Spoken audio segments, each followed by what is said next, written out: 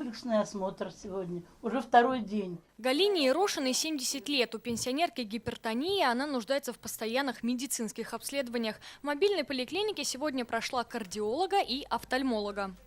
Дочь у меня сходила, меня записала, и мы приехали сюда. И здесь очень все так организовано. Мобильная поликлиника в деревне Тимофеевка работает третий день. За это время за помощью обратились порядка 150 пациентов. В населенном пункте ФАПа нет. Жителям приходится идти в амбулаторию в ближайшее село Усады. Пешком это почти 2 километра. А за помощью узкопрофильных специалистов едут в Казань. Но такая возможность есть не у всех. Я уже давно обращался к кардиологу. У меня аритмия. Кардиолога вообще нету в районе.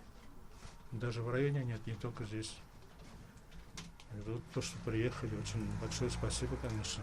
Врачи грамотные, меняются, очень компетентные. Мобильная поликлиника – это полноценный передвижной медицинский комплекс. Для жителей работают кардиолог, эндокринолог, уролог, невролог, офтальмолог и лаборатория. Задействованы врачи сразу 3 ведущих клиник республики – РКБ, 7-й городской больницы и МКДЦ. Главное – провести профилактический осмотр населения и при необходимости выдать направление для дальнейшего лечения или на дообследование в городе. Мы, зная, в какой район выезжаем, проводим свое совещание с главными врачами, заместителями, главой сельского совета, узнаем, какая потребность, в каких специалистах нуждается район. Мобильные поликлиники в республике 5 лет работают в рамках национального проекта здравоохранения. Они внедрены для диспансеризации жителей удаленных населенных пунктов по поручению Рустама Минниханова. Каждый год 5 автоклиник объезжают все районы республики. За это время охватили 200 тысяч татарстанцев.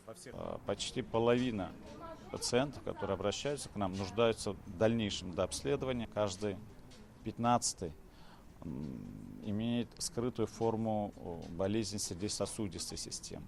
Если учитывать, что это первопричина ухудшения здоровья и смертности, то на 200 тысяч представляется, какая категория людей не знали о своей болезни. С начала года мобильные поликлиники объехали 29 районов Татарстана, порядка 140 населенных пунктов. В Высокогорском районе автоклиника будет работать до конца октября. Дальше отправится в Пестричинский. Алена Струминская, Рамзиль Гарипов, ТНВ, Высокогорский район.